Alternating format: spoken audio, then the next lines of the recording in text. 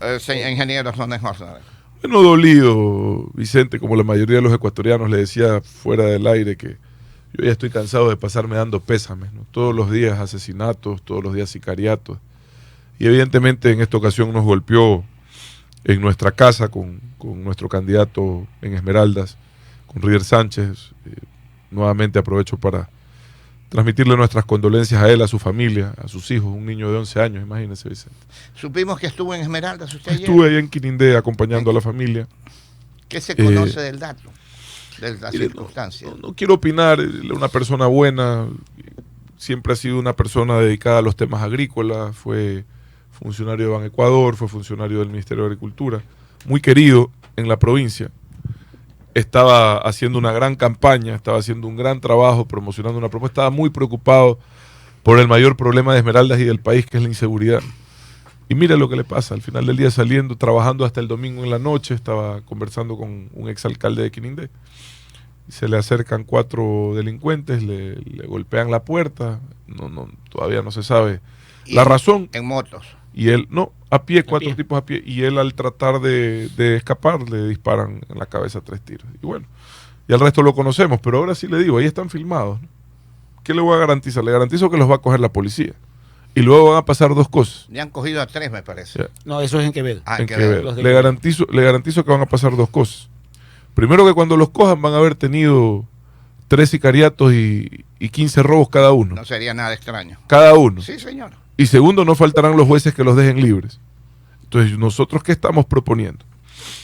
Primero, que cuando alguien atenta contra la vida de otra persona, no pueda acceder a ningún tipo de atenuante, ni beneficio penitenciario, ni casa por cárcel, ni nada de esas cosas. Nada, ni reducción de penas, nada. Porque los delitos contra la vida son los delitos más atroces y no merecen ningún tipo de contemplación, ayuda o beneficio. Si tú tienes la osadía, la cobardía de atentar contra la vida de otro ser humano, tienes que atenerte a las consecuencias. Eso primero. Y segundo, que finalmente tengamos los regímenes de máxima seguridad de los que vengo hablando hace tiempo ya. Porque ahora sí también, así que eres muy gallito y te atreves a quitarle la vida a otra persona, bueno, que vayas a un verdadero régimen de máxima seguridad, en donde verás la luz del día de vez en cuando nomás por el resto de tu vida. Pero es verdad. Pero antes de eso, mi querido Otto, hay que hacer una serie de cambios. El COI, por ejemplo. ¿Qué hacer con el COI? Bueno, es lo que estamos hablando, Vicente. Yo sí creo que ¿Pero nuevamente... necesita la asamblea o necesita una constituyente? No. Yo creo que a nivel del legislativo se pueden avanzar con muchas de estas cosas, pero repito, ¿cómo podemos seguir que personas que abiertamente atentan contra la vida,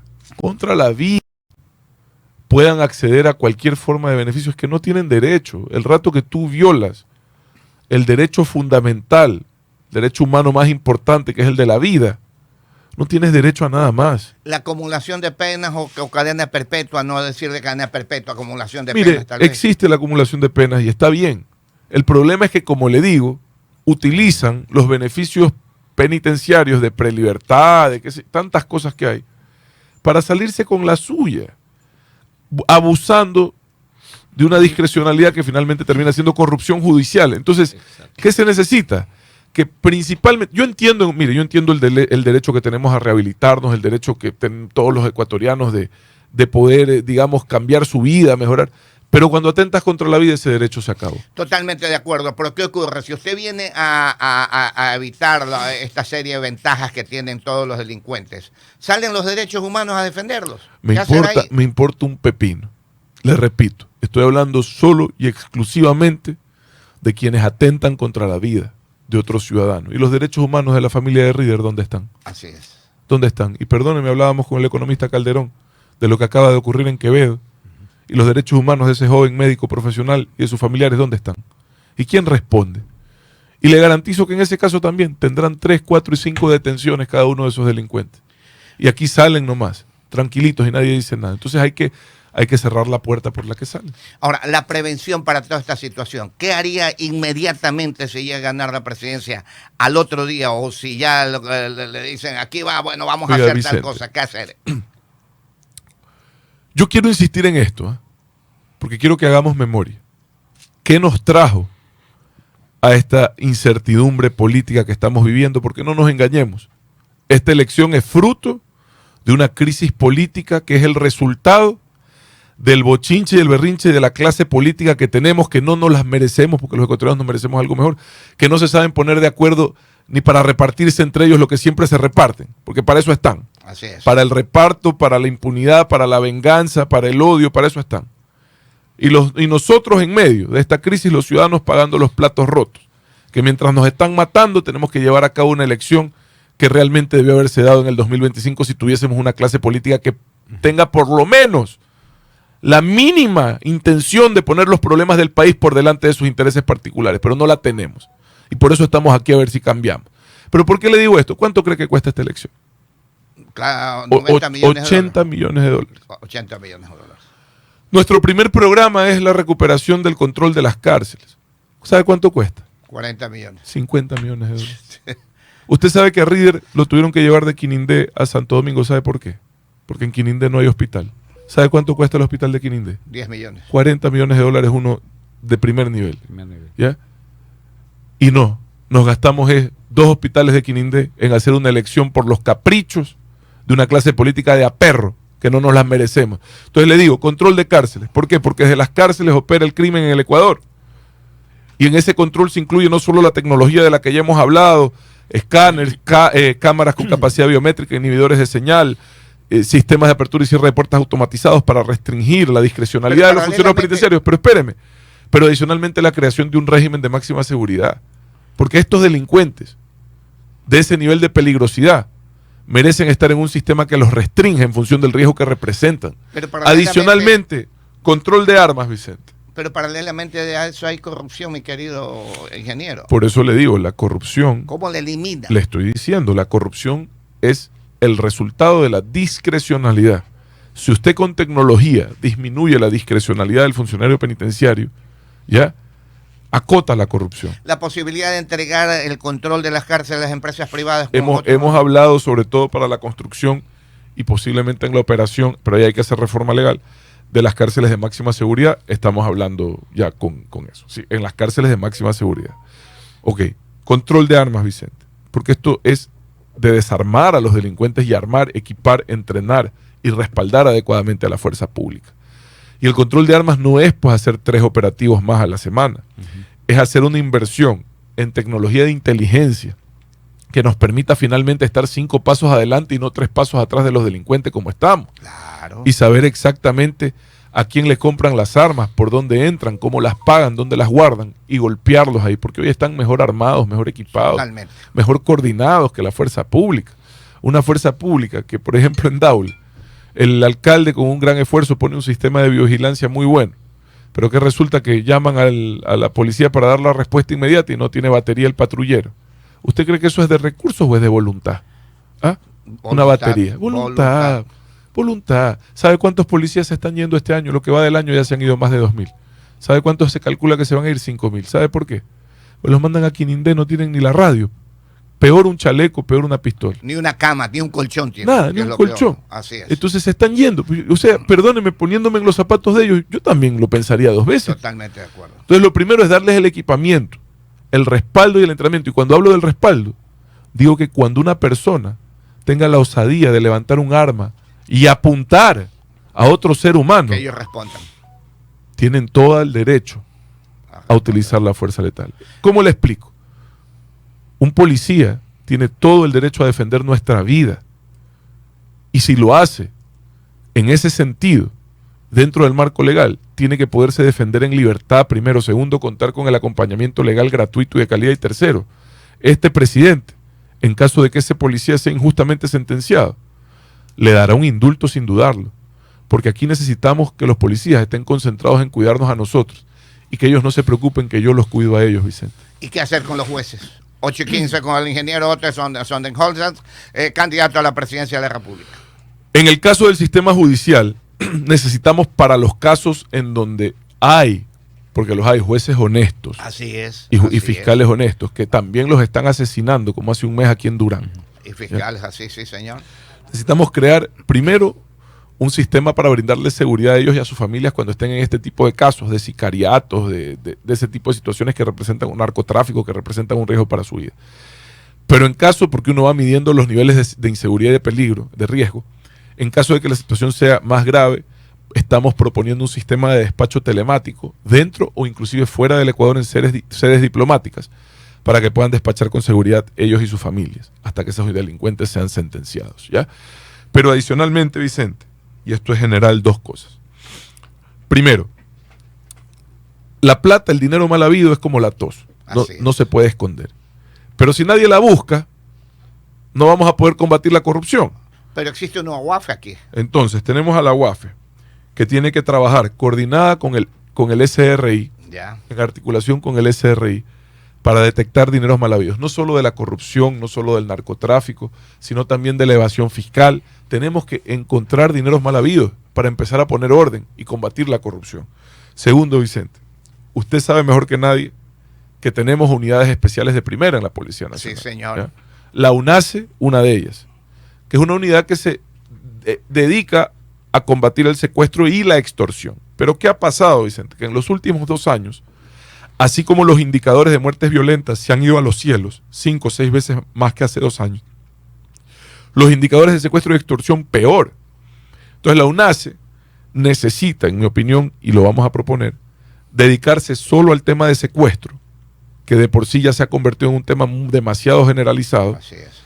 Para nosotros crear una unidad específica que se dedique a combatir la extorsión, mal llamadas vacunas, para que les den caza a estos vacunadores que hoy tienen en total terror a tantos comerciantes en todo el Ecuador. Internacionalmente, 8 y 18, el ingeniero Otto Sonnenholzner, candidato a la presidencia de la República. Internacionalmente, ¿está pensando en buscar apoyo para todas estas entidades policiales para contrarrestar el crimen? Nosotros estamos ya desde hace unos meses, inclusive sin saber que se iban a anticipar estas elecciones, en contacto con expertos de seguridad que son con quienes hemos diseñado estas propuestas. ¿De qué países? Tanto de Estados Unidos como de Israel y Colombia. Ya. De esos 3 países principalmente. Ahora, no le cerramos las puertas a nadie, porque creemos que las buenas ideas tienen que ser escuchadas e implementadas. Así es. Pero seguimos trabajando y nosotros tenemos nuestra mesa técnica de seguridad en donde permanentemente estamos actualizando información e ideas para poder ajustar nuestra propuesta siempre a la dura realidad que enfrenta el Ecuador en materia de seguridad. 8 y 18, el economista Osvaldo Calderón le tiene preguntas. Economista. Usted en la vicepresidencia, mi querido economista, utilizaba una frase que me la hacen llegar en este momento. Antes de hacerlo popular, hacerlo correcto. Siempre, siempre. Porque el Ecuador, vea, le doy un ejemplo. El Ecuador es un país que tiene, por ejemplo, carencias serias de servicios básicos sanitarios, serias, que son gran parte de nuestro problema social. Porque un niño que no accede a agua segura es un niño que nunca va a poder combatir la desnutrición crónica infantil. Porque una ciudad que no trata sus aguas servidas, Guayaquil recién está haciendo las obras que necesita para tratar aguas servidas en pleno siglo XXI. Los merinos, las esclusas, recién. ¿Ya?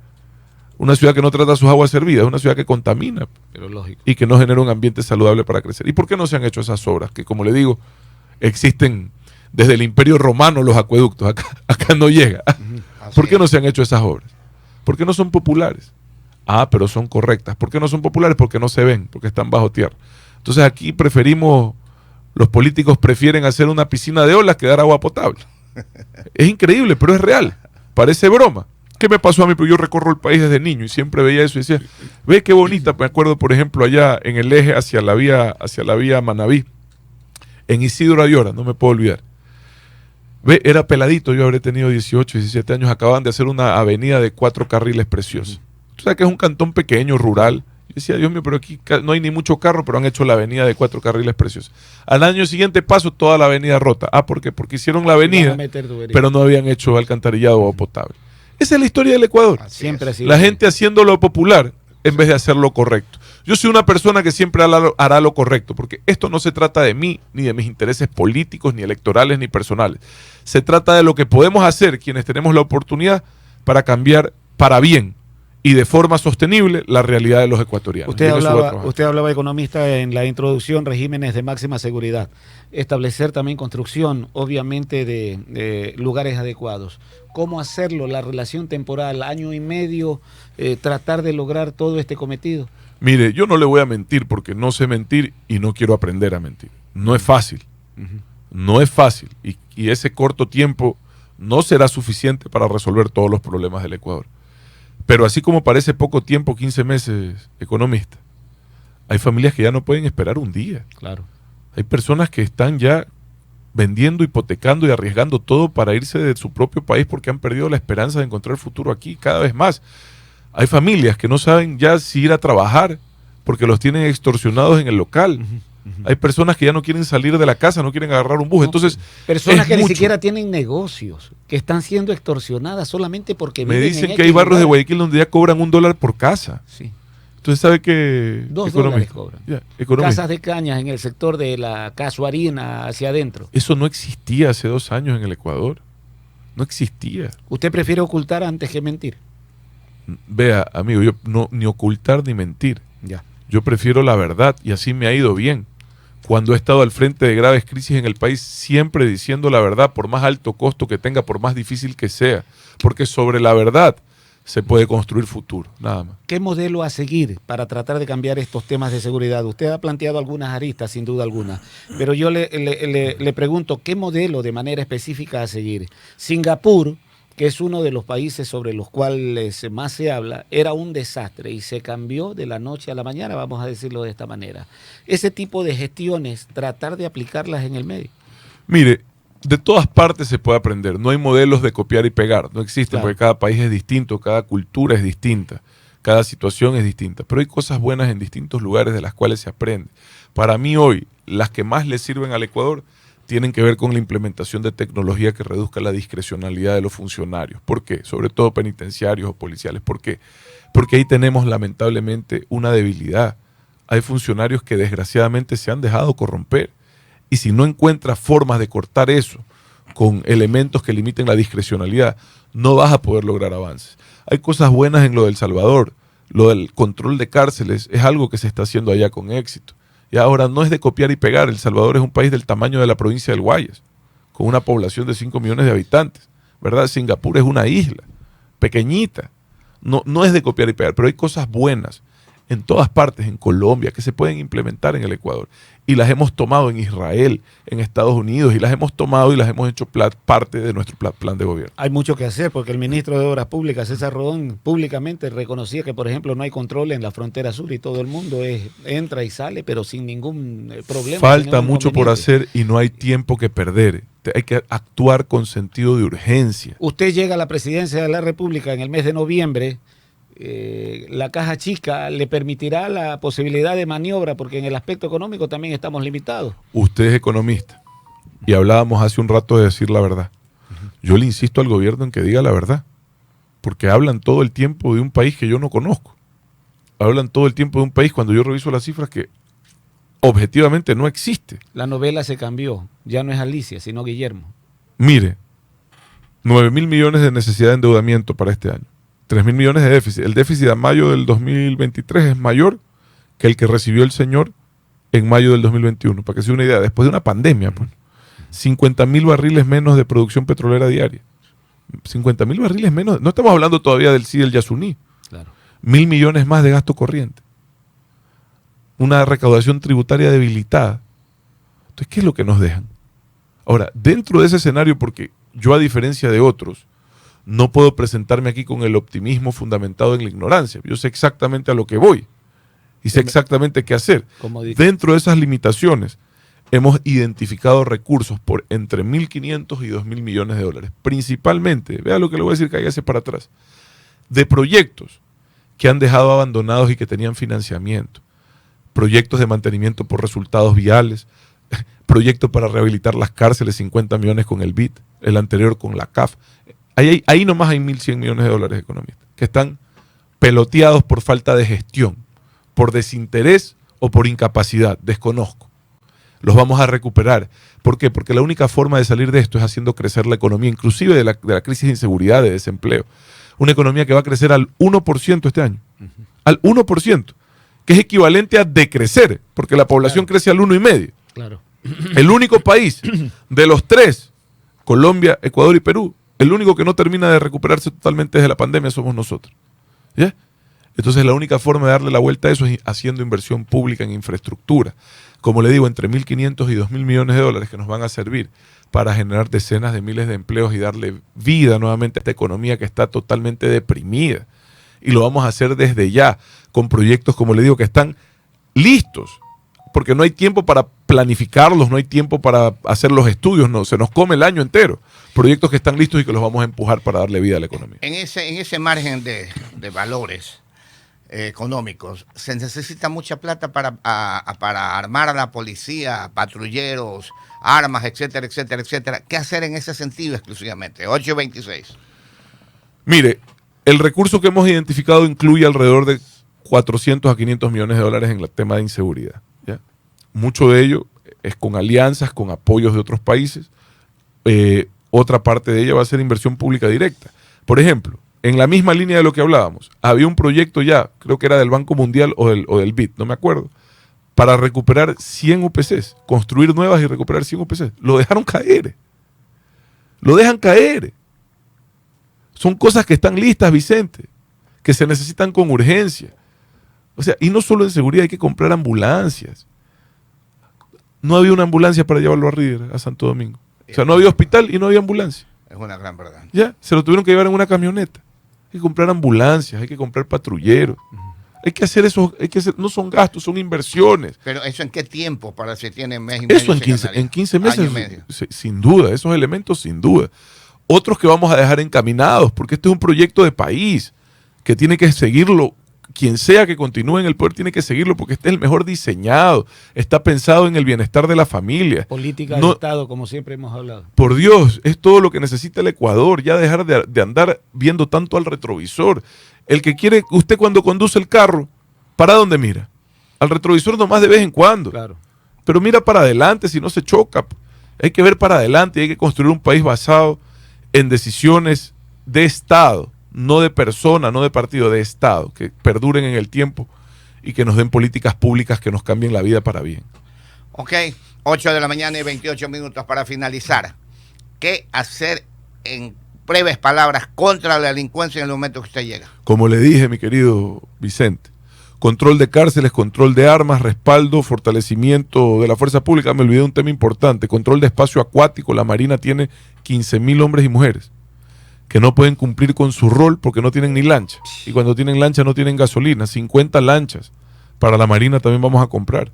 Porque el espacio acuático es fundamental. Usted hablaba de las fronteras. Así es. Ya, el principal problema es en espacios acuáticos.